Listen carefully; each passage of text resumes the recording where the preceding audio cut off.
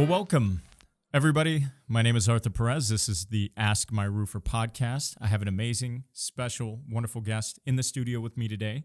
Her name is Kara Foley. Hi, Kara, thank golf you. claps for you. Yay.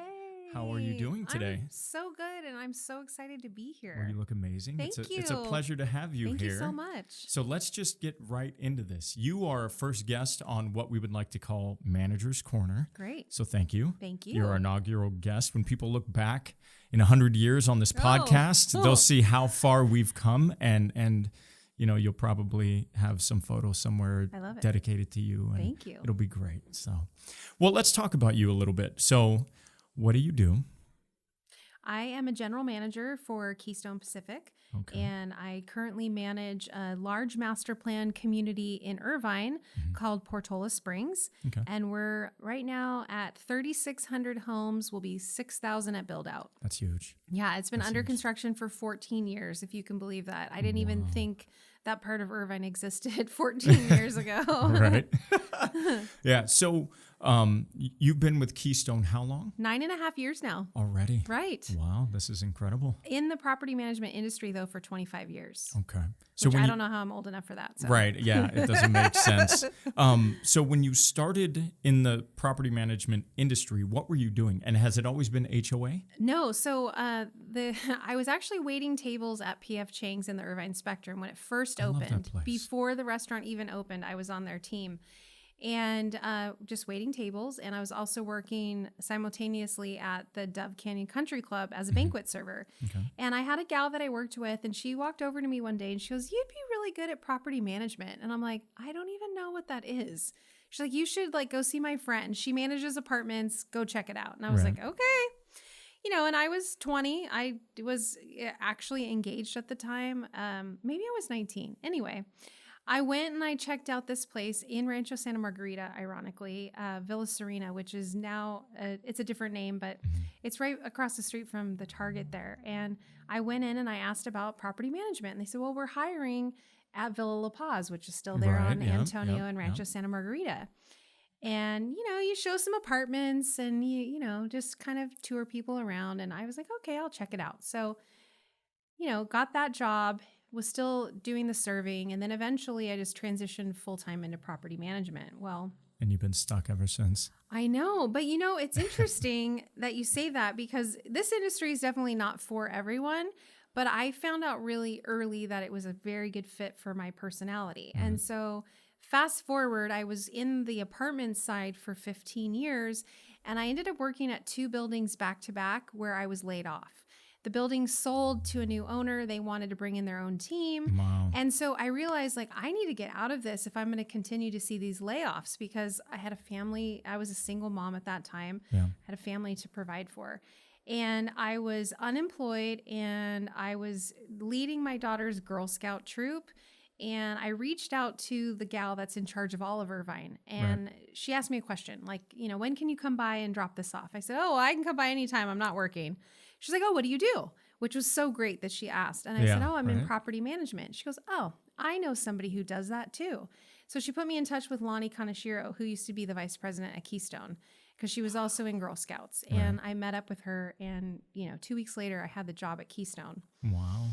And I never really knew about the HOA industry at that point, but it seemed like a pretty seamless crossover for me. And then 9.5 years later, I'm still doing the HOA management and I absolutely love it. And I've had a lot of people ask me, you know, "Would you ever go back to apartments?" And no way. No. No way. Yeah, it's a completely different It animal. is. The management It is. between the two. Right. So. And you know, I think the hardest part was, you know, the sales quotas. Like obviously, especially right now with COVID, you know, the apartment industry is seeing like a huge shift in how they're operating. And, you know, I always was, you know, I work well under pressure, but always driving sales and lowering operating costs. It was kind of counterintuitive. And so on the HOA side, what's great is they always want to preserve the asset. Absolutely. And in most cases, and especially in the case of the community that I manage, they have a healthy budget, which is great. And it's not relative to leasing and sales. It's, you know, these assessments are being paid, whether it's by a bank or whether it's by the owner. And so it just really takes the super stressful part out of it. I mean, it's still of collecting. stressful. Yeah, it's still of stressful. having to collect. Yeah. Yeah. So I really prefer the HOA side, and I'm so glad that I made that change. And, it was interesting because when I started, they're, oh, you're new to HOA. You're going to have to prove yourself. And I said, okay.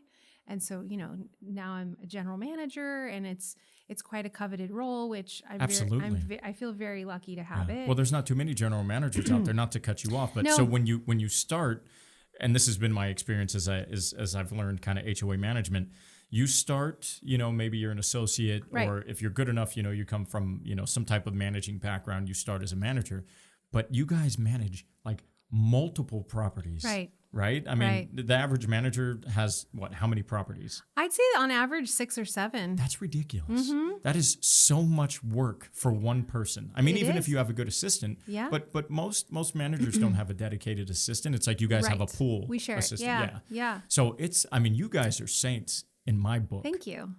Well, and the hardest thing about portfolio management, which I don't miss, is it's obviously 7 times the amount of work because you're doing all the same types of things for each account, but managing 7 sets of different personalities. Oh, yeah.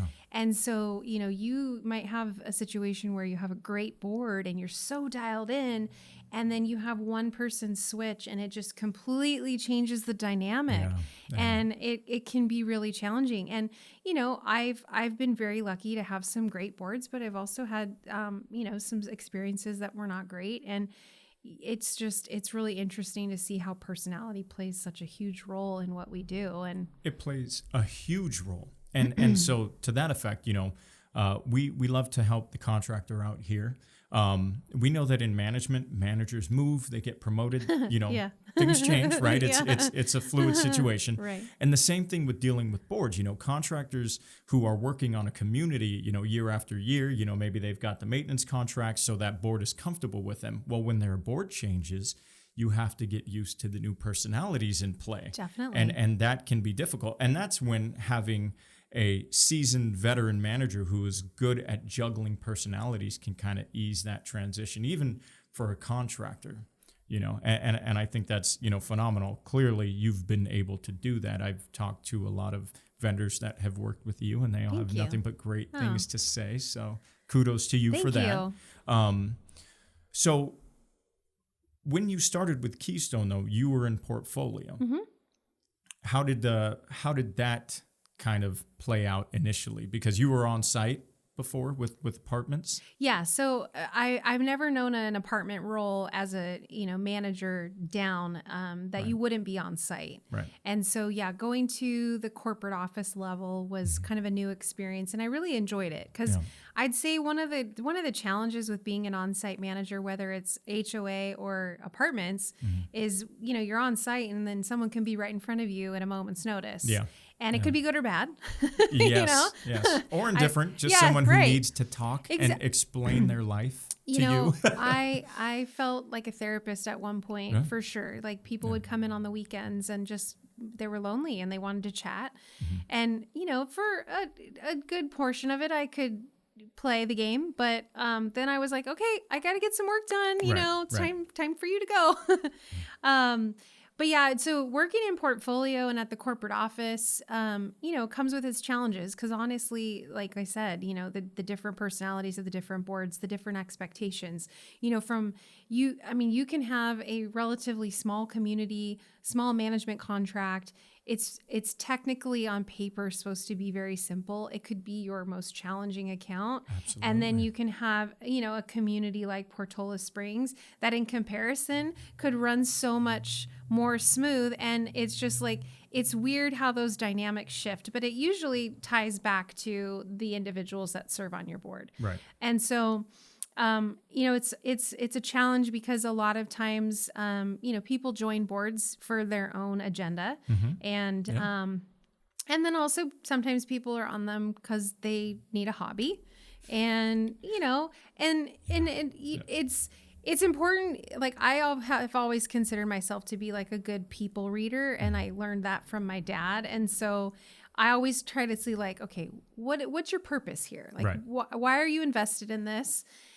And then you have sometimes board members that are completely aloof. And so you take that and then you multiply it by 7, and then it's kind of like a circus. Yeah. You know? It sounds like a lot of Yeah. fun sometimes. It can be. And like I said, I mean, it's been a really good fit for me as my personality, but it is definitely not for everyone. And I we can say PG things, right? I had one Absolutely. person that used to report to me, and she said to me, I need to learn to be a bitch like you. And I said, what?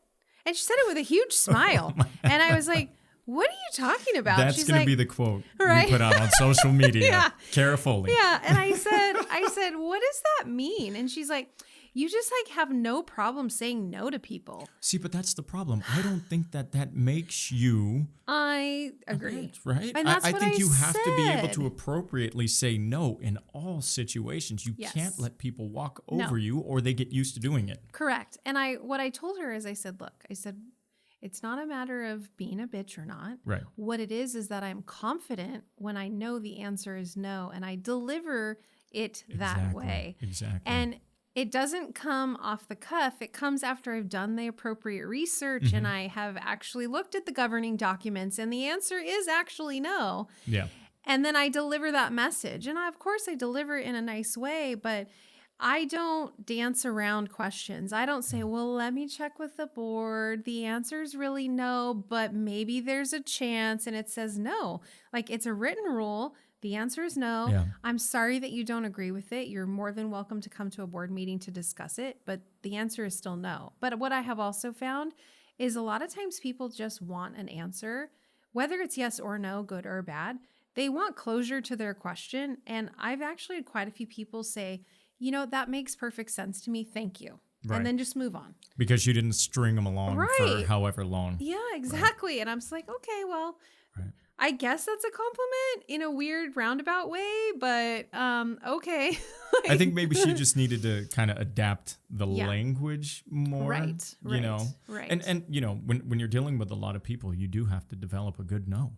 Yeah. You have to be able to say no sometimes, right? Absolutely. It's in the best interest of everyone, whether that's a manager or a contractor or, somebody that lives, in a community that you're managing. For you to tell them yes when it's a no would be a disservice. I agree. And we're also the kind of the front line. You are. We're trying to not protect the board from things, but filter things for the board, right?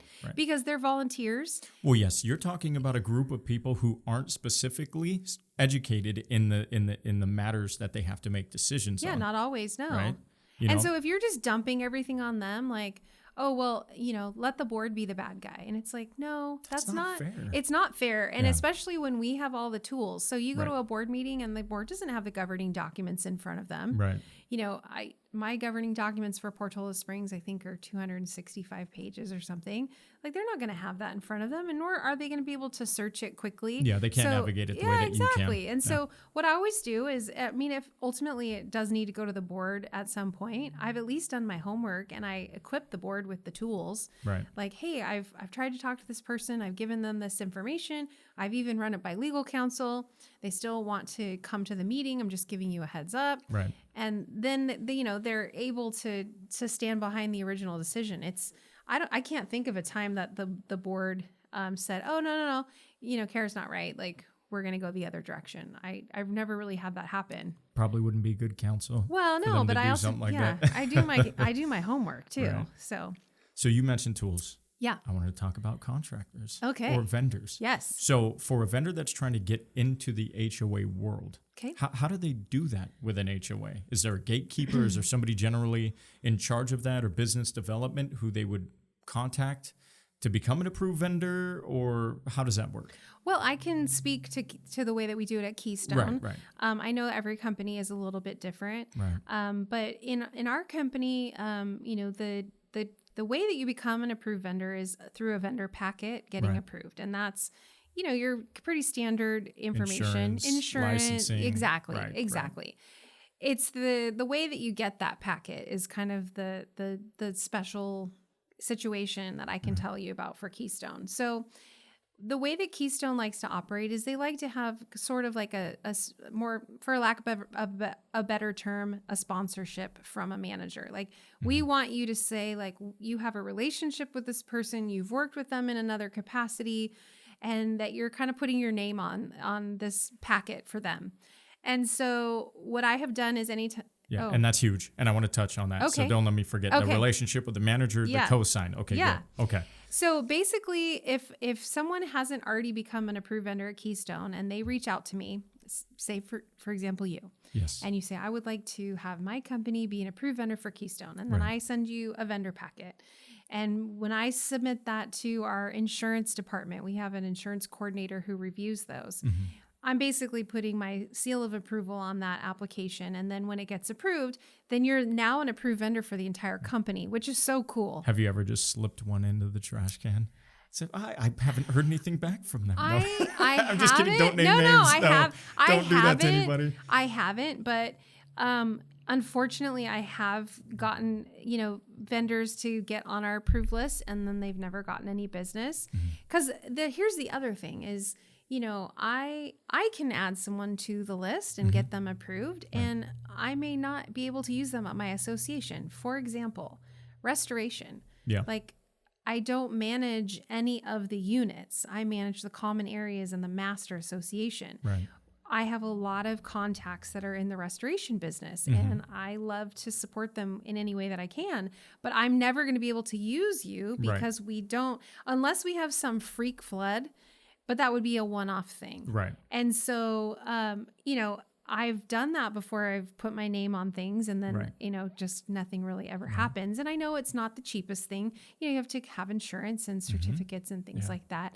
So contractors, do your homework. Find out who manages what before you reach out to them. True. Or if you're reaching out to them, do that homework, and it'll help you get business or not get business. Well, and so that's an interesting thing about portfolio management too, is you have one manager who could have, say, a bunch of condos that's going to need roofs, and then a bunch of single family homes that will never need roofs. Yeah, because you only manage a common area. So you may have to, re-roof a bathroom in 20 years. Right. Who knows? Yeah, I mean, I have clubhouses, I have, monuments with roofs, but I don't have any condos that would ever need a huge re-roofing project. Right. But I've also told other vendors, like I have a friend who is a painting vendor, and I said, look, I'm never going to have $1 million repaint for you, but I'm going to have a lot of little jobs that are going to add up over time. Yeah. And especially as the community grows, and especially as we have part of it that's an aging community and part of it that's brand new, like there's this perpetual cycle, and so once they fill out the packet and they get on the list at Keystone, then it's up to them to get in contact with the right people and say like, hey, I want to bid for you. And there's no real like perfect solution or equation. It's my whole thing is I'm so big on relationships. Exactly. I was just going to say that. Huge. Yes, like, absolutely. You can't just expect to like walk in and just like provide a bid and then some donuts. Well, and now, but granted, a lot of people love the food. A lot of people love the food. But what I've said during COVID is I said, it will be really interesting to see how this shakes out because, first of all, like there's this component of our industry that's really big on events and things like that. And those aren't happening right now. And so it will be really interesting to see the the true relationships that will survive COVID. Yeah, because right. And companies as well. I mean, if you aren't accessing people the way that they need to be accessed right now, because you can't just walk into an office. Everybody's very standoffish. Things have just changed in terms of how some don't even interact. Let you in. Exactly. Keystone's doors are not open. Exactly. Well, and that's what I'm saying. So for a contractor, they need to figure out how to be able to create those relationships and get in front of people. Right. I've done a lot of research over the past couple of months just in terms of who's doing what. A lot of people, though, are moving towards Zoom meetings. Hey, if you want to do a Zoom introduction, that's fine. Yeah. I see a lot of people, maybe not enough, but using social media to kind of manage those relationships. Just to stay in front of people. And I mean, honestly, that's, really the genesis for why you're even here right now, this podcast. We wanted to get in front of people and we didn't really have the avenue to do it. Every single event, well, a majority of them since March had been canceled. Right. Golf tournaments, And they just still will everything be. else. Yeah. And they will be. So times are changing. Totally. Times are absolutely changing. And recently I've actually had 2 vendors just probably in the last like 10 days reach out to me via email and say, hey, Kara, like we have a relationship.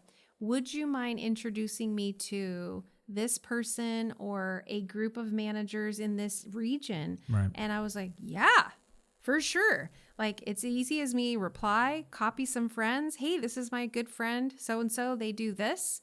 And then from there, it's up to them. But I've at least made the connection and I'm happy to do those things. But in this day and age, you have to get so creative because, you know, Zoom is great, but people have screen fatigue now. And, you know, everybody in the beginning of COVID was like, oh, we're going to do Zoom concerts and we're going to do Zoom bingo and we're going to do yoga. Zoom. Yes. And then everybody's just like, no more Zoom. Like, please kill me now.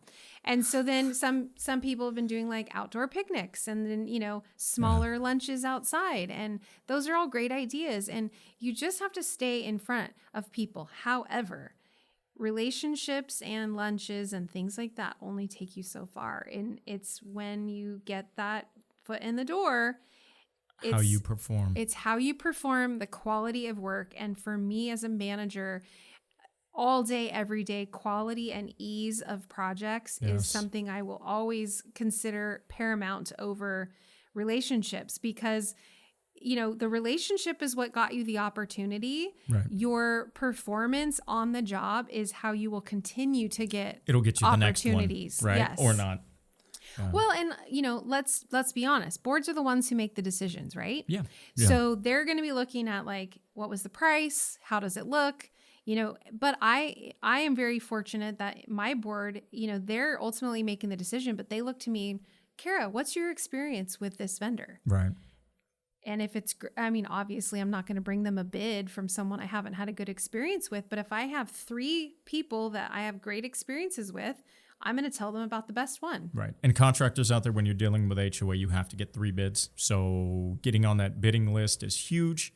That's a great feather in your cap, but now you're up against 3 other contractors that are providing essentially the same service. So it's up to you to figure out how to stand out apart from those other vendors or contractors that are bidding on those jobs. And then Kara will present that to the board that manages that association, and you know, you go from there. So. And one thing, like for Portola Springs, you know, historically they haven't really been big on vendor interviews. I've worked. So they don't have a bunch of people at the board meetings. That's the worst. I have worked on accounts where they wanted to interview every single vendor for every single job. On the docket they have paint, they have landscaping, they have roofing, and then whatever else, asphalt. Right. And they have more. They want 5 bids. So you have everybody, and we're just sitting in a room looking at each other like, we're going to be here all night. Should we order pizza? Right. You Totally. get friendly. It's so funny when you're in the HOA world, you get friendly with what we would call our competitors. Right. You know what I mean? Just because you are at the same meetings, you're seeing them all the time, you get to know, you know, their sales guys or whoever you're kind of up against that night. So. And it's rare that we see like a huge discrepancy in bids, right? Right. If we see a huge discrepancy, somebody's wrong. Usually we're like, okay, what happened here? And I try to kind of look out for that as a manager. Like, I'm not going to go to the board and be like, oh, this bid's $100,000 higher, but I'm not really sure why. Right. Like, I'm going to do my homework. And I have actually removed bids in the past. Like, one time I got 5 and there was one just like way off into space. And I was like, yeah, we're just going to take this one out. Yeah, maybe they didn't want the job that bad, right? Yeah, they needed to get you a bid, but they didn't really want to do the work. So I've had that. I've had that happen. Absolutely. You know, I've had sight unseen bids come over and I'm like, did you even go out to the property? Probably not. Like, I'm feeling like you, like, based on your bid, you probably didn't. But if you're too busy, that's fine. If you have too much work, that's great. Good for you. Right. But yeah, so it's important. Like, typically we're seeing pretty, like, you know, even bids. And so then it really just comes down to like, they look at me and what do you think? So that's really, like, to me, that means they have a lot of faith in my ability as a manager. Oh, yeah.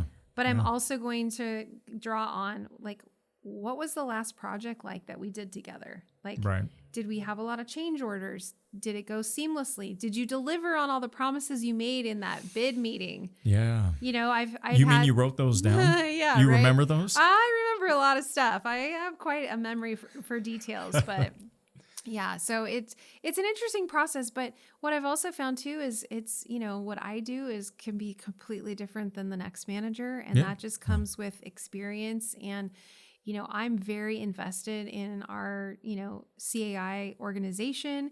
And so to me, that's an important component, and it may not be important to another manager. Right. Another manager might, ask you to bid based on something completely different. Right. Let's talk about that really quickly, because we talked about relationships. So contractors want to know, where can they find you at if they can't, and things are obviously changing. Right. Right. So we were talking about the lack of events, but traditionally, I've been huge on chapters, and you just mentioned one, a great one, CAI, and they are national, right? So contractors everywhere, find your local CAI, because that's where the managers are going. And they go there because they need to get continued education. They need to find the proper vendors or contractors, people that they need to work with, become a member, join, and you have access to not only the managers, but opportunities to sponsor events to get your brand out there. And I think that's really huge. That's something that CAI has done really well, is give people an opportunity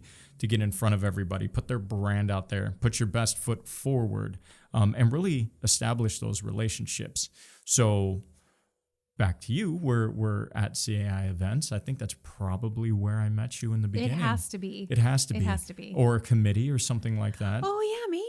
We've done a couple of those together, which is pretty amazing. Committees are great. They're fun. They're a lot of fun. Great. Like, I think it's important to talk about what CAI looks like before COVID, because that was really, the local chapter for us, Orange County, one of the largest chapters in the U.S., which is really cool, over 1,500 members. And when I first got started, what's great is Keystone does the continued education that you talk about. And it's not really an optional thing. They just kind of put you into, the cogs of that program, which is great. Well, yeah, I don't think it should be an option. I mean, they want you guys to stay sharp, fresh, up to date on education and things like that. So that's huge. But Keystone, I will say this, is an exceptional company. Thank you. I really like you guys. Yeah, I think they do a really good job at supporting us in a package. There's a lot of facets that go into it. It's not just salary, but it's benefits and support and education.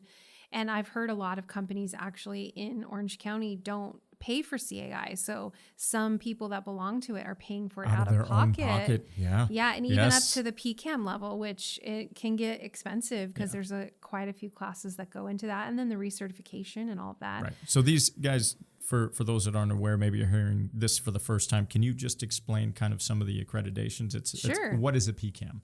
So PCAM is a professional community association manager. Right. So that's a designation that you've earned through education and hard work. And it's the highest level that you can earn as a manager. So I earned mine 2 years ago in November. Congratulations. Another golf clap. That was probably one of the hardest things that I've done. I've seen those tests. It's pretty wild. Well, it took me a month to write. You have 30 days to write it. And I actually, when I was doing my schedule out to also do my job and also write it's basically like a thesis for property management. Mm-hmm. And a little spoiler alert, I didn't finish college. So I was like, I have not really done these like big papers and stuff like that. Right. So, I actually designated 12 full 8-hour days to just write.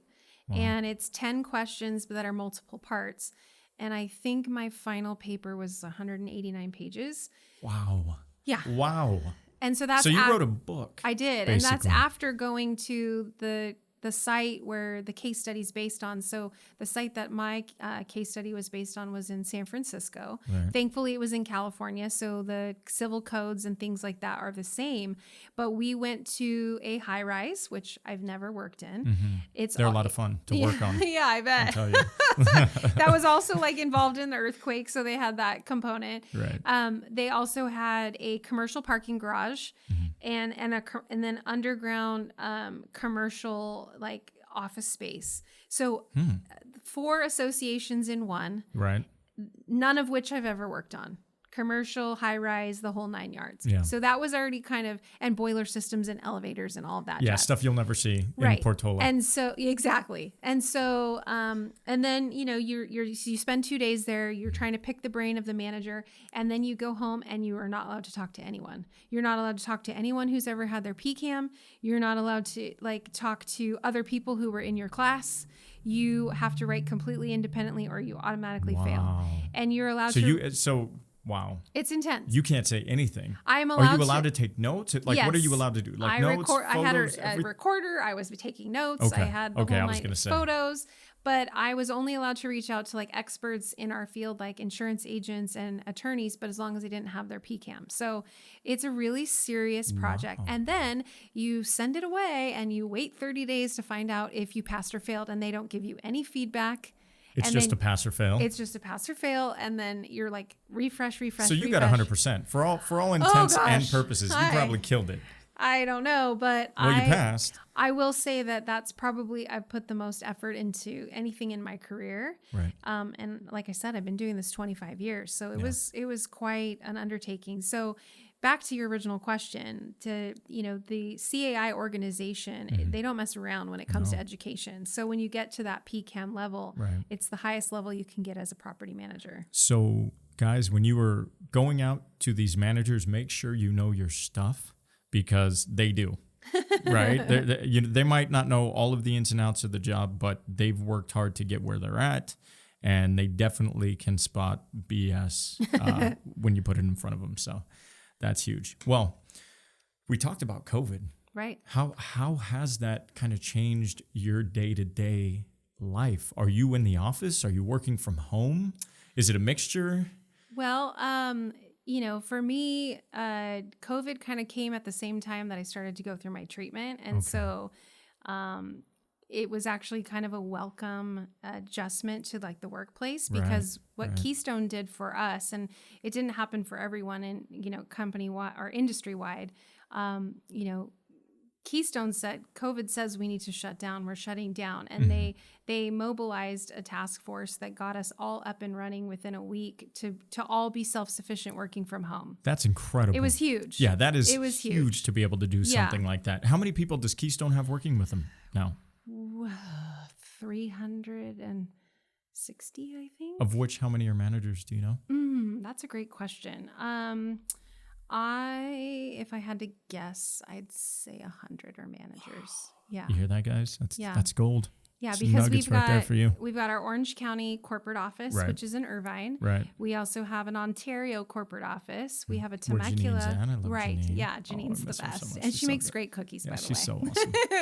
And then we have the Temecula office. Right. And then we now have the Rancho Santa Margarita office, Congratulations. which is where I work, which is exciting. Hometown. Yeah, and then we have our on-sites, which we've actually built our company portfolio with on-sites quite a bit, which is awesome. Our hub is Irvine, and then we're expanding. We about a year ago we purchased Progressive, and they've merged with our company, and we're looking to expand into other states. So Keystone is continuing to grow, which is awesome. What's Progressive, Scott? No, Progressive, I can't remember the name of the owner, but it was kind of a smaller company, just owned by, I think, a single lady, and she wanted to retire. Okay. And I want to say her name's Diane. That's all right, though. It's all right. Thank you, Diane or Scott. We appreciate you. You can edit that part out. Yeah. But it was a more of a concierge type feeling. Like they had a lot of Newport Coast, really hands-on accounts, so we've absorbed them. And we have a couple of those gals working at the Rancho Santa Margarita office, which is really cool. Yeah. But I don't remember like your original question that led us. No, it's okay. I was just going to say COVID because COVID, I know that you guys are all over, right? And I know that you guys were set up pretty quickly to just be self-sufficient at home. Yes. Being that you're an on-site, how do your walks look? What is that? Are they still happening? So they didn't in the beginning. So, at the beginning we were like, what do we do? Right. Because Portola Springs is so big. We were driving the landscaping, obviously, because I think there was one day where I drove every street of Portola just because I was on my own. And it was my way to just kind of keep a pulse on the community. And it was 14 miles. I drove every street. That's a huge, and that's not like, that is a huge community. That's not like all the little like driveways and alleyways. That's just the main artery streets. Right. 14 miles I put on my car that day just driving through. And I thought, wow, this is like, and it's funny. I created a video for one of our company meetings last year, and it was really cool. I asked the Irvine company, can you send me drone footage? Because they do drone footage anytime they develop, because they want to see.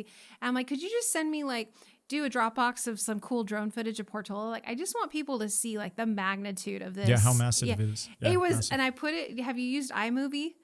I have. I'm not very good with any of that stuff. I'm just decent. But. What's cool is on iMovie, which is such a cool little program. Like if you're not super fancy, you know, like Mark Frigola, you know, and you can like do all that fancy stuff. Yeah. If you can't do all that fancy stuff on the computer, iMovie lets you like make trailers, and it sets it to cool music, and it has like cool captions. So I put all of Did you have the super intense trailer going on? I put all of the drone footage to like this super intense music to show them how big it was. That's perfect. And what was cool is we had, so we have a minority investor in the company, and they're from, I can't remember if it's Japan or China, and that sounds so bad. I'm so sorry. But they came over with their interpreter, and they wanted to do like a presentation, and we did a tour and everything, and I showed the trailer. So and you got to produce that in front of them. Yeah, they all stood up and they were cheering. It was so awesome. It was really cool. So cool. But yeah, it's a very large property. So what COVID has done it's modified how we operate, because we still have a lot of boards that expect a lot of in-person walks and meetings. And, you know, unfortunately the meetings can't be in person. Like we've sought legal counsel, and it's just, unless you have a very small board where you can socially distance and all the people that are in attendance, it just becomes very challenging. So I would say 90% of our meetings are not happening. You just don't want to assume the liability for anything. Exactly. You just want to keep people safe. So totally understandable. Yeah. So, you know, we have walks with masks, and the way that we do our landscape drives now is I'm not comfortable getting in vehicles with people that I don't know where they've been and who they've been with and all that stuff. Well, and you would mention treatments. We can talk about that in a minute. But okay. So what we do is we do a 3-way call, and we're all in our cars, and we're like driving around together. It's like Fast and Furious, right? Totally. It's probably that cool. That's what it looks like if someone was watching it happen. Yeah, in my 2005 Honda Accord, it's totally that cool. But yeah, so we drive that around, but then, you know, we've had, some facility walks with the board. And so we're all masked and, you know, doing all of that, but it's definitely created a level of challenge to what we do. You know, before, you know, you could bust out a lot of stuff pretty quickly. And now there's so many safeguards in place that we have to. Definitely slows things down. It sure does. It sure does. It does. I mean, they're all necessary. I understand. Yeah. You know, until we're told they're not. Right. But at the same time, you know, you have to account for your time. You know, your vendors and contractors have to account for their labor, the extra time that we're building into just getting set up to be safe to work. Exactly. You know? And, you know, the expectation now that people are home has actually increased. Oh, yeah, because they think you're just waiting for their questions, right? So now, you know, we've slowed down some of our processes, but then the expectations are higher. So the pressure that people are feeling right now is really overwhelming. And then if you add the extra homeschooling component to it, if you have small children, I mean, you have people right now that are wearing so many hats. And I'm very blessed that my children are older now. Yeah. But my goodness. Well, just rub it in. Thanks. I appreciate that. I'm sure your little one is probably very self-sufficient. But honestly, like, you know, I don't know what I would do. I mean, managing all of these people, these expectations, the different processes, and then also having to try to teach my child. Like, wow. Yeah, no. Shout out to anybody that is at home having to do that. Because I know, you know, when this all first started, I was lost. I mean, my wife was out, you know, working. She, bless her heart, works at Aegis, and it's a retirement community. So she's with the oldies. I love them. And so I'm at home because of COVID. Right. And I've got 3 kids trying to figure out all their Zoom calls, figure out what their stuff is. Yeah. And meanwhile, still work. And now someone has to cook and clean and do it. So Yeah. Or you're it's on a a whole call thing. and you It's have a a whole- child screaming in the background. And my dog is barking. Yes. Right. I'm trying to Oh. work him. I'm trying to get that final sale or whatever we're trying to get. And, Yeah. you know, so I understand completely what it's like to try and deal with stuff like that. We had a company email go out at one point that said, hey guys, like if you have barking dogs in the background, it's not really professional. And I'm like, what am I would you like supposed us to do with with my our dog? dogs? Exactly. But then it was funny because my board member, we get on a Zoom call and her cat's like crawling on her head. And I'm like, so it's not so bad that my dog's like barking in the background. Right. But yeah. And you know, and then everyone's messing with like the Zoom platform and then the virtual backgrounds. And so what's good. funny is, you know, we're going to touch on this, but, you know, when I'm not wearing my wig or I have a hat on, like part of my head disappears and it looks like my skull is missing. And I'm just like, what is this? Like these poor people must think like, what is going on with this girl? Right. It's hilarious. So I know you personally. I know you have a ton of stories. Oh, I do. Is there something that you can share just to kind of lighten up the mood maybe a little bit? So recently I got some video footage. We have a CERT committee in Portola Springs, which is a disaster preparedness committee, which is so cool because the residents, they joined the city of Irvine. They got certified as a local chapter. They're very serious about it and it's awesome. And I think I think their Zoom meeting is tonight, but I got some security footage from the gentleman that's in charge. And he's like, I really need your help. And I said, okay, what's going on? And he's like, well, I captured this man who likes to go around stealing people's like front yard landscaping. Right. And then he like spits on their porch. And I was like, what? Like, first of all, don't you see the camera? Right. Second of all, why are you stealing people's landscaping? It's common area landscaping, so the association maintains the front. Right. And then spitting spitting on someone's porch in that's- the middle of COVID. Oh. So the best part is he's like, here's the link. Like I captured the footage and he goes, and after some recon, I found out where the guy lives. And it's like, it's so funny as a manager when you like catch somebody on camera and then you get to send that letter like, hey, sir, can you not spit on people's porch and steal their the plants? landscaping? Yeah, And absolutely. then, like, how dumb are you that you did it on some, like, everyone has a Ring camera now. And if they don't, they have a hidden camera. Or a cell phone. Somebody's watching you somewhere. So, yeah, Absolutely. well, I can't tell you how many photos I've gotten from homeowners, like, through windows and blinds. And you see, like, see the angle. screen material, and you're just Right. like, okay. But yeah, I've seen my neighbors do some weird stuff, but like I'm not taking pictures of them and like sending them to the HOA, like do something about this. But it was like the things that we've caught on camera. I mean, I managed another association where people didn't know we had put cameras in, and then there was a little rendezvous happening, and it was funny because In the jacuzzi? Oh, no, in the kitchen. No, in the in the clubhouse kitchen. Oh, and my so I thought, you gosh. know, we should probably have janitorial clean that really good before the party tomorrow because Right. what they were doing in that kitchen was not sanitary. But the best was when I got to send the letter.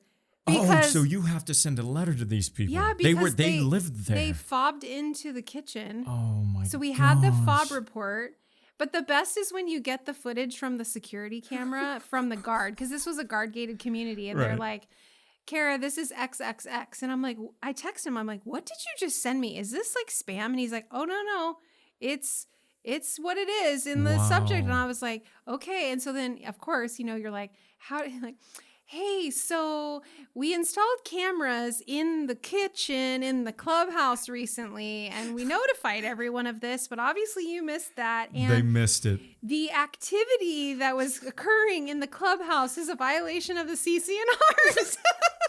So when you're putting that language together, do you have to be careful about what you say? 100%.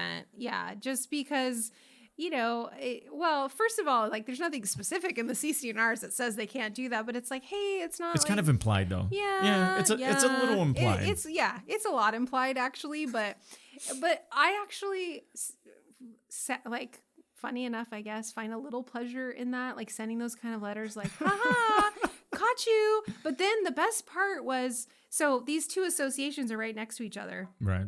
One of which is Portola Springs, so you can like figure out what's next to it by. You guys can Google Earth that when you listen to this. The best part though was like, I don't know, 4 years later, I get an application for someone to be a private tennis instructor, and he lives in Portola Springs. And I was like, oh, okay. So we have these huge 32-inch computer screens at Keystone. So anything you open, it's like huge. You could see it from space. Right. And so I double click and his face pops up and I'm like, oh, that's the guy from the clubhouse. It's camera guy. Yeah. And then I was like, ooh, he lives in Portola Springs. The other one lives in the other association. Oh, wow. And that was their meetup spot. I was like, oh my gosh. So you could have been a detective. You know, I had somebody text me the other day saying that, like, you know, there's like jobs now for people like doing social media stalking and things like that. You'd be so good at that. I do when I like uncover things like that. I'm pretty pleased with myself. There's just a lot of information out there that's just free and available. And I can imagine how useful it is in your job. Mm-hmm. You know what I mean? I mean, there are times where you literally have to use your powers of deduction. Yeah, you do. To figure things out. Yeah, right? like we have a lot of Airbnbs going on. That's a violation of the local city ordinance, and also that's something that didn't even exist. I know. A couple of years ago, or I don't know how many years ago, but maybe 10 years ago when we started. Crazy. And now it's like they're all over. I know. And it's an epidemic. Like, it really is. These people are buying these houses to then rent them out on Airbnb. But it's horrible. Yeah, you know, I caught one lady, like I found her Airbnb listing. I saw her name. Like I found who I thought she was in the system. And then I found her on LinkedIn. And then I found her Facebook. And I was like, yep, same person. And so then when I sent out the violation, she's like, that's not me. I'm like, oh, but it is, because I have your Facebook and your LinkedIn. And here it is. Same picture. This is you, ma'am. And I had a guy come to a meeting one time and he's like, that's not me. And I'm like, what do you mean? And he goes, I don't do Airbnb. And I pulled up, like, I flipped my computer around. I'm like, is this your face? He's like, well, yeah, that's my face, but like, that's not me. And I'm like, what do you mean it's not you? Your name is on the ad. Like, this is the Airbnb listing with your face. House, your face. Yeah. It's when people are caught. Oh, yeah. All types of reactions and things come out. This one guy had an Airbnb listing where he had like a figurine of like two Frenchies in the living room. Okay. And so in the meeting, I was like, do you have two Frenchies? And he's like, you can't ask me that. I'm like, I'm just asking you because there's two Frenchies like in the ad. And he's like, I don't know what you're talking about. And he got really angry. And I was like, oh, so that there you go. There's your tell. Thank you. There's your tell. Yeah, right. Got totally. you. Sorry. Let's play poker later. Right? Right. Seriously. Well, you're an amazing interview.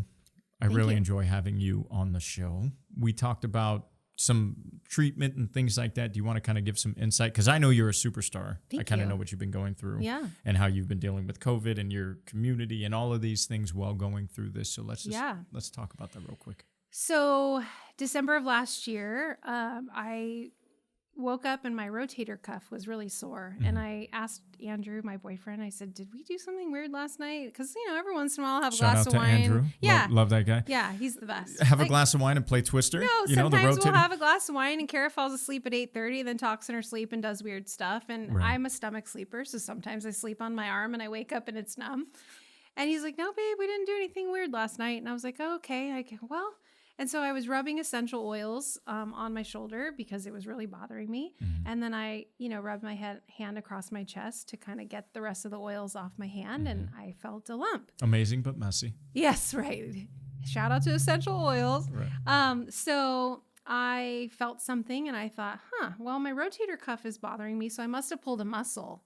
Oh. And I already had my mammogram scheduled. And a little plug, everyone should get their mammograms and their wellness checks, no matter what. And so I already had it scheduled for the beginning of January. And this would be my 5th mammogram. So I turned 40 and literally was in the office 4 days later for my first one. Do you guys have a history of that? Like in your family? No history. Nothing? Nothing. Okay. We have a plan at Keystone that I signed up for 9 years ago that pays you to get your wellness checks. It's kind of like AFLAC. And take notice, everybody. These awesome little things. These are why people work for these companies so long. It's true. And so every year that I went in for a mammogram, I got a check from this company for doing my wellness checks. And so I turned 40 and I was like, ooh, another check, in addition to my other exams that I get. And so this was my 5th mammogram. And when I went in, confident that everything was going to be fine because it always is. Yeah. And I said to the technician, I said, hey, I have this little bump right here, but I think I pulled a muscle, but just like check it out. And they're like, yeah, you probably didn't pull a muscle, but we'll check it out. Right. So they did the mammogram and they saw something on the mammogram and they said, well, hey, we need to do an ultrasound. And I said, oh, okay, well, I've never had to do that, but all right.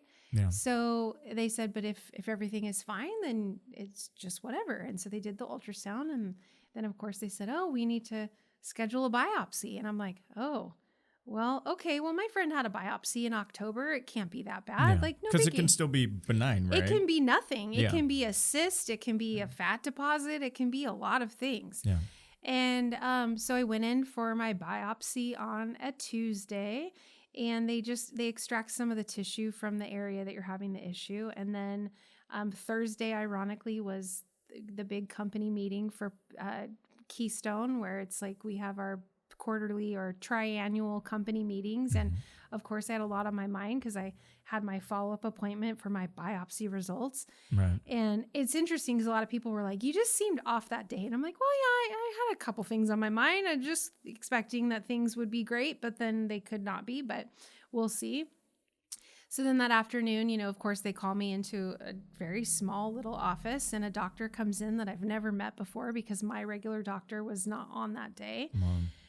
And, you know, they have this like patient coordinator sitting next to them, and they're there with a box of Kleenex, and you're like, oh, this isn't going to be good. And so she's like, so you have cancer. And I was like, what? Wow. Like, who are you talking to? Yeah, you're like, And she's like, her, right? And yeah. She has Kleenex. I was like, oh, what? And then she tells me the kind, and I'm like, what does that even mean? And she goes, I'm going to pass it over to your patient coordinator now, and she'll answer all your questions. Oh, Bye. that's so... And I mean, it's so common in retrospect. I now know it's so common. But it's not personable. What is that? Impersonable or whatever it is? It's a little like, I mean, I guess a doctor has to deliver the news, but then they pass you over to someone who's really going to take care of you. And they did. Yeah. The patient coordinator, she was great. And like this was pre-COVID. So of course she's like, do you need a hug? I'm like, yeah, I need a hug from you. And then I need a hug from Andrew. And I need that Kleenex that you already have geared up and ready to go. Yeah. And then, you know, of course you get to start asking all the questions. So, I have ductal carcinoma, which is milk duct cancer, and it is the most common breast cancer. And the scariest part of it is that it is indetectable on a mammogram. The reason they were able to detect it on mine is because it had ruptured through the duct, and that is why my rotator cuff started giving me problems, because it had ruptured.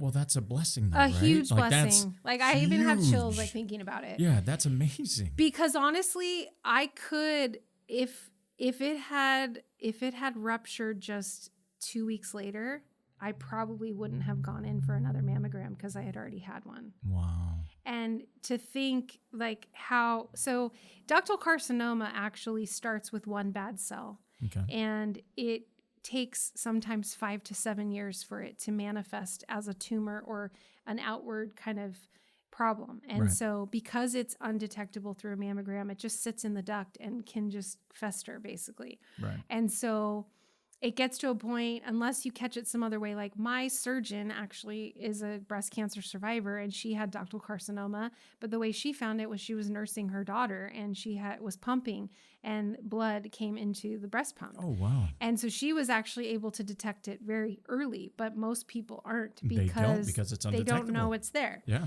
So when you first get diagnosed, they give you all of like the stages. It's stage 2, it's this size, it's this type, it's whatever. And then they start to do extra tests. I had an MRI, I had a test done of the tumor when it was removed. So then you have to start making all the decisions. Do you have a mastectomy? Do you have a lumpectomy? Will you need radiation? Will you need chemo? And there's and every person's experience is so different. Oh yeah, because your body will react completely different to any of the treatments. And it's like, it's different when it's in the left side versus the right, because then it's by your heart. And then and it's like all these things. So I'm so thankful that of all the, things that it could have been, it was on my right side. So it's not by my heart. And, so what I found out was that ductal carcinoma is very common. I was stage 2 because of the size, and the size of the tumor was only the size of a peanut. So, I mean, it's relatively small in the grand scheme of things, but But when you think of a peanut, right, that's still a peanut. From a cell. Yeah, from that's a cell. still a peanut. Yeah. And to think like that's stage 2, like, oh my gosh, what is stage 4? And there's just like, of course, I'm like, oh gosh, like, what does this mean long term? Right. So I had an MRI to make sure that it was nowhere else, and it was totally in that one area. And I opted for a lumpectomy instead of a mastectomy because the doctor said that the survival rate would be the same. And so no need to, go so drastic in my case if the survival rate was the same. Right. And so then the doctor said, you're probably only going to need radiation. We're going to go in, we're going to remove the tumor. We're going to get clear margins. We're going to test your lymph nodes. It should be fine. And they went in and the lymph nodes were clear, praise God. And, they were able to get clear margins, but then when they tested the tumor in the lab, it was super aggressive, which is probably why it ruptured the way it did, and it caused such pain in my rotator cuff, which ironically, once I had the tumor removed, my rotator cuff was fine. Yeah, you're so back then to I knew throwing a football. I knew, yeah, right. I knew exactly that was the cause. And so when they tested the tumor, that's when I found out I had to have chemo. And so that was, even though it's over, I'm just like still. Well, so, and let me just interject really quickly. Like I said, I know you personally. Yeah. You were working through this whole thing. Oh yeah, I didn't miss a day of work. You haven't missed one day I took of work. a day off to have my surgery, but I have not called in sick one time. That's incredible. I actually haven't called in sick in 9.5 years at Keystone. And it got to a point where I was like, well, I can't call in sick now. Like, it'll break the streak, right? Exactly. Cancer. Exactly. Can't call in. Yeah. So based on the tumor being so aggressive, they said, look, if you don't have chemo and we leave behind one bad cell, it's going to start all over again. Yeah. And so then, chemo is scary. Yeah. Like you read a lot of stuff, and they told me don't go on Dr. Google, and I didn't. I was really good about that. They gave me medical approved sites that if I had questions, but so I had the lumpectomy in March. Everything was clear after that, but the chemo and the radiation is precautionary measures to make sure that there's not a reoccurrence. And then when with chemo, there's so many things that can go wrong as far as veins and things like that. I opted to have the port installed, which is tied into my vena cava. So they basically would poke me through my chest for chemo instead of in my arm. Right. Which I'm having that out on Friday, apparently. Woohoo. Congratulations. In a doctor's office. Which is just come into the office. Yeah, we'll just do it in the back room. It's fine. So 2 surgeries, and then I did 4 rounds of chemo and lost my hair. Yeah. And still You have a great shape. Oh, head, thanks. They may not get to see it, but I've seen it. Well, you've got a great head. The big reveal. Yeah, right? At the end. It's just like, right. Here I am. And so then 4 rounds of chemo, then they give you a month off, and then you do radiation. And there's 2 types of radiation in terms of there's a centigrade level. And so my doctor said, look, you have 2 choices. And I said, well, what are those choices? We can do 7 weeks of radiation, and we can do it at this level of centigrade, or we can do 4 weeks of radiation and we just crank it up a little bit. I go, well, why wouldn't you just crank it up and do the shorter one? Does that kick your butt more? No, what he says we have 10 years of data on the 4 weeks, but we have 40 years of data on the 7 weeks. And I said, yeah, but data from the 70s? Like, really? Are we really relying on that? Weren't they telling pregnant women to smoke a certain brand of cigarettes back then? Well, I can vouch for the asthma that I developed at age 2, that was probably true. Right. But yeah, lead-based paint on cribs and smoking and drinking. Asbestos was great. Yeah, it's one of the greatest products. Pop it off the ceilings. Just put it in there. It'll last forever. Yeah, so I opted for the 4 weeks, but the increased radiation, but I had to go every single day. Yeah. 5 days a week. I saw that journey. For 4 weeks. Yeah. Still working. You're amazing on social media, by the way. Thanks. You crush it. You've documented your journey and everything really, really well. I mean, almost too well. I'm like having panic attacks as I watch her. You know what? I made a very real decision when I started this journey that I was going to do that. And the reason for that is because in talking with people, and even my two sisters, neither of them had gone in for their mammograms. Both of them had passed 40. My one sister and I are only 14 months apart, so she was about 4 behind. And I realized, like, if my own sisters haven't gone in, who else hasn't gone in? Oh, everybody.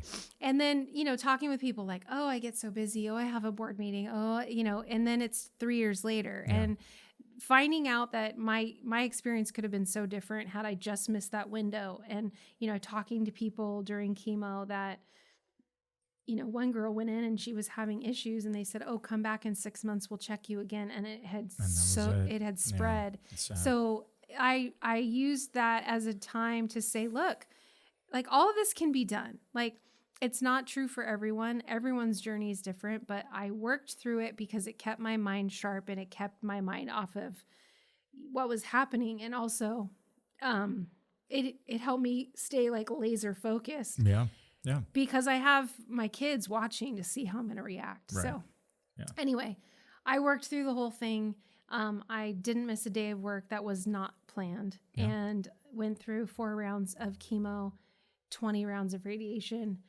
And this week is my follow-up with my surgeon to, like, hopefully get the all clear. So we'll be crossing fingers and praying for you and all of that. You are an amazing person. Thank you. And I know that came through in the interview. Thanks. Is there anything else you want to plug or anything else you want to say? What I want to say is that, there is a lot of competition out there for vendors, which I am fully aware of. Yes. But what I will tell you is, for me as a manager,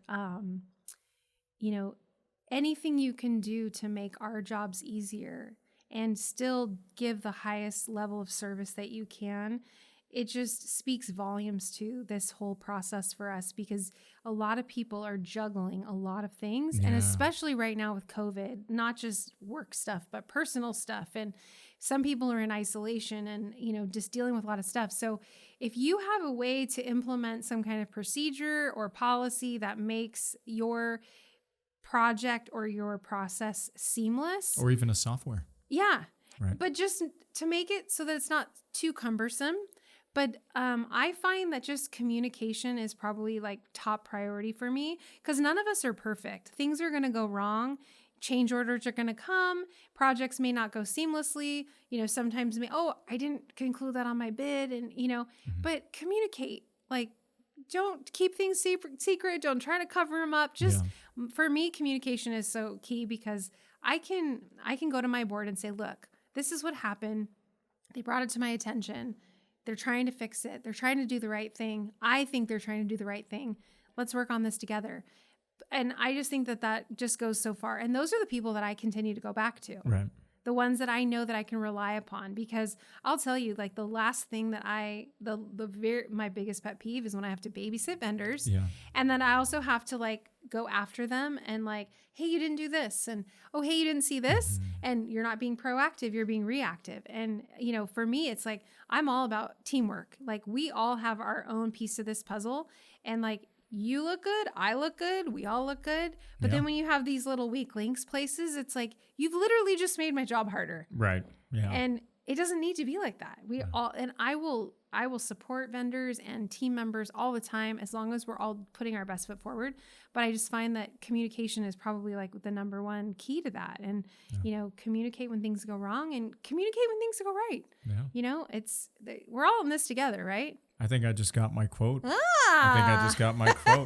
Well, I'm going to plug your social media when I put all this stuff out there. Great. Do you know your Instagram at by any chance? I do. Let them know where to find it's you. at Cara Deanne Foley. So KaraDeannFoley. And your company? Keystone? And I work for Keystone. Awesome. Yeah. Well, you are amazing. You're a gem. We love you. Thank you so much for doing this for us and being on the show. We appreciate it. I'm so glad that I came. This will be everywhere soon, guys. You can check us out at askmyroofer.com. I'm Arthur Perez. And as always, stay safe out there.